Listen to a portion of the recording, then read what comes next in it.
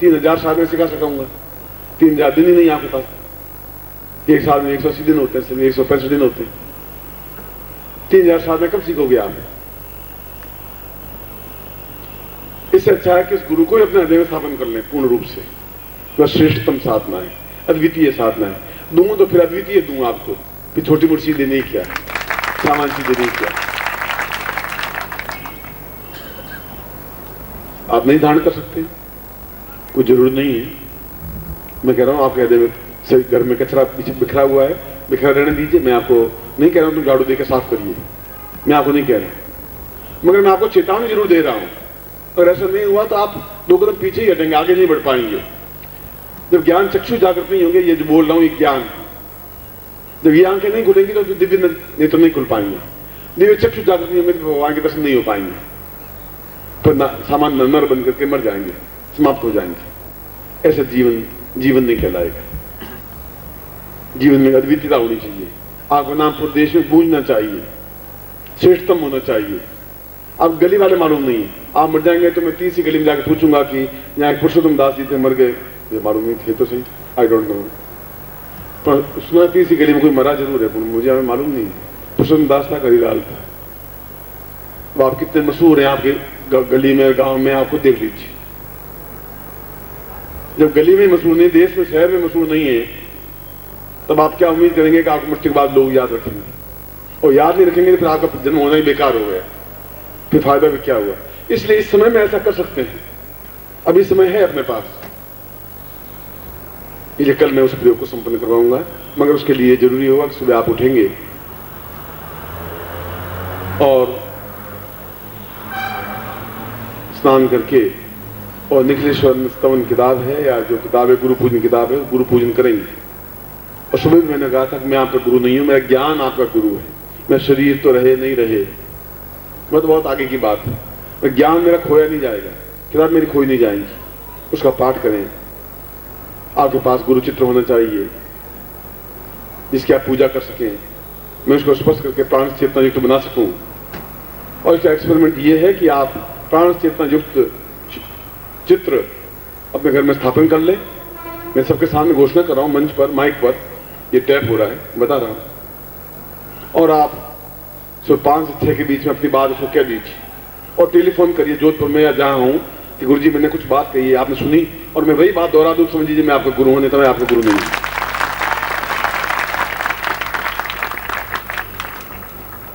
इससे ज्यादा एक्सपेरिमेंट आपको और क्या चाहिए? इससे ज्यादा प्रमाण आपको और क्या चाहिए? इसलिए मैं कह रहा हूं कि आपके ज्ञान के लिए तो खुलने चाहिए, पहचानने की क्षमता होनी चाहिए। मगर चित्र ऐसा होना चाहिए जहां बिंदी लगा सके, पूजा कर सके, चावल चढ़ा सके। कागज तो गल जाएगा, दूसरे 30 दिन गल जाएगा, फेंक देंगे अपन। मूंगफली के सिंग दान में डाल करके फेंक देंगे, क्या होगा? दूसरे गुरु मिल जाएंगे। ये जीवन का लक्ष्य नहीं है। आप दूसरे गुरु दान करिए, तीसरा करिए, चौथा करिए, 24 करिए।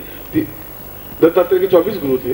मैं ये नहीं कह रहा हूं, सभी गुरुओं के प्रति मेरा नमन है, मगर आपको कुछ प्राप्त हो, आपको सही अर्थों में चेतना दे सके, अंधकार में नहीं भटका सके। अंधकार में तो हो ही, आपको आह्वान दे सके कि मैं आपके पास आने के लिए तैयार हूं। मुझे जरूरत है नहीं आपके यहां आने की, तुम्हारे गांव आने की मुझे तो कोई आवश्यकता है नहीं, ऐसी कोई जरूरत है भी नहीं। गंगा जी को आप यहाँ बड़ोदम लाना चाहे, नहीं आएगी, कोई जरूरत नहीं है। पर आप में क्षमता होनी चाहिए, भागीरथ बनना चाहिए आपको। ऐसा होगा तो ज्ञान की चेतना पैदा हो सकेंगे। वो तब होगा जब आप दीपक होगा, जब आपको दीपक बन पाएंगे, जब आगे बढ़कर बोल पाएंगे, क्षमता हो पाएगी। आप ऐसा बने। ये सुबह गुरु हृदय धारण दीक्षा, मगर उसके लिए आप सुबह मौन रखेंगे। मैं 9 साढ़े 9 बजे आऊंगा और मैं उस अद्वितीय गुरु हृदय धारण दीक्षा, सदगुरु हृदय धारण दीक्षा दो पाऊंगा, जहां पूरे ज्ञान के साथ आपके हृदय में हमेशा हमेशा के लिए स्थापित हो सके।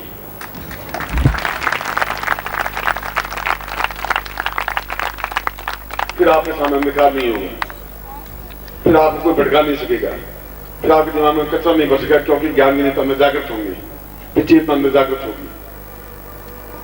फिर आप अपने आप में फिर खोए नहीं जाएंगे, फिर आप आगे बढ़ सकेंगे। इसलिए मैंने कहा कि दें तो उच्च कोटि ज्ञान चेतना दें, बाकी इन लोगों के बीच में जो गणित का हिसाब कर सकते हैं, वो दीक्षा, वो मंत्र जप, वो साधना नहीं कर सकते। उनके लिए रास्ता नहीं है। उनके रास्ता, उनकी पत्नी इंतजार करिए, वहां जाना है उनको, उनको बच्चों के पास जाना चाहिए, उनको यहाँ बैठने की आवश्यकता है भी नहीं, उनको शिष्य बनने की जरूरत नहीं है। वो त्याग कर सकता है, चैलेंज ले सकता है, समुद्र में कूदने की छलांग लगाने की हिम्मत कर सकता है, वो शिष्य बन सकता है। उसमें क्षमता होनी चाहिए। सही, तुम वो शिष्य है जो कुछ करके दिखा सके, क्योंकि तुम मेरा हाथ हो, पांव हो, नाक हो, आंख हो, कान हो, और आप सब मिलकर के मैं बना हूं, मैं अकेला नहीं बना हुआ हूं। इसलिए आपको कहना मेरा धर्म और मेरा फर्ज है। अगर पूरे देश में फैलाना मेरा फर्ज और धर्म है, आपको समझाना मेरा कर्तव्य और धर्म है, आपके दिमाग के कचरे को दूर हटाना मेरा फर्ज है। और जो गलत मंत्र जाप कर रहे हैं, मरे हुए बच्चे को छाती चिपका रहने से बच्चा आपके काम नहीं आ सकता है। जीवंत है तो काम आएगा, और तुम उस मरे हुए बच्चे को चिपकाए हुए बैठे हुए हो, तनाव झेल रहे हो, समस्या झेल रहे हो। एहसास भी एक बच्चा है, वो तो मरा हुआ बच्चा है। जो मंत्र जाप कर रहे हो, उस मंत्र में चेतना है ही नहीं, प्राण शरीर मंत्र है ही नहीं, तो उस मंत्र को 10,000 बार जपने से क्या होगा? रोटी रोटी रोटी रोटी करने से पेट नहीं भरा जाएगा। इसलिए जरूरी है कि वह हृदय में स्थापित हो सके। और उसके बाद एक और प्रयोग करेंगे, वो देख लेंगे, आपकी चेतना देखेंगे, आपके प्राण क्षमता देखेंगे, आपकी ऊर्जा देखेंगे, आप हौसला देखेंगे, आप हिम्मत देखेंगे। और सुबह आपकी नमस्ते टटोल लूंगा कि आप में शिष्यत्व है, तो इसके बाद दूसरी दीक्षा दूंगा, और उसके बाद में प्रस्थान कर लूंगा। नहीं होगा तो उसके बाद में उसी समय मैं समापन करके आरती करके समाप्त कर दूंगा। फिर दूसरी दीक्षा नहीं दे पाऊंगा, दूसरा प्रयोग नहीं कर पाऊंगा। मैं तो कल पहले प्रयोग के बाद ही समझ पाऊंगा कि आप में कितनी धड़कन है, कितनी चेतना है, कितना विवेक है, कितना ज्ञान नेत्र जागृत हुए हैं। तो कल मालूम पड़ जाएगा। रोगी को देखते ही डॉक्टर को मालूम पड़ जाता है कि ये रोगी कैसा है, किस प्रकार का है, क्या कुछ होश है या मरा हुआ ही रहा है रात भर। तो फिर आगे समझाना बेकार है, फिर उसको फिर ज्ञान देना बेकार है, फिर चेतना देना बेकार है, फिर समय बर्बाद करना बेकार है। मैं तो कल दूसरा प्रयोग आपकी उस नब्ज को टटोल करके अगला प्रयोग दे पाऊंगा। वह कल की बात है। मैं कल सुबह उसके लिए आपको ऊर्जा इकट्ठी करनी पड़ेगी। आप बोलेंगे नहीं, एक दूसरे बातचीत नहीं करेंगे, मौन रहेंगे, ईश्वरों से बात कर सकते हैं।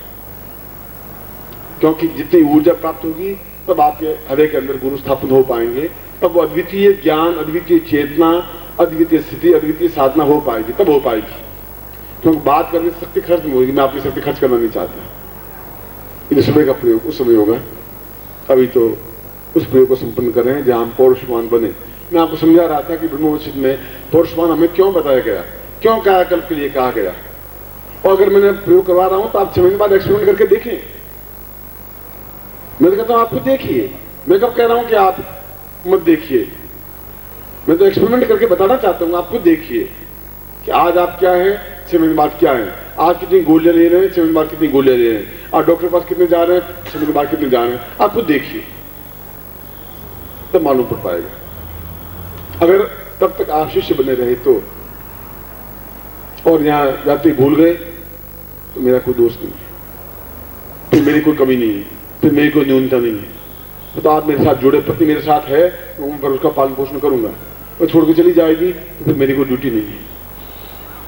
इसीलिए शिष्य को गुरु के प्रति प्यार, स्नेह, अटैचमेंट होना चाहिए, और गुरु को उसके शरीर में, हृदय में स्थापित होना चाहिए।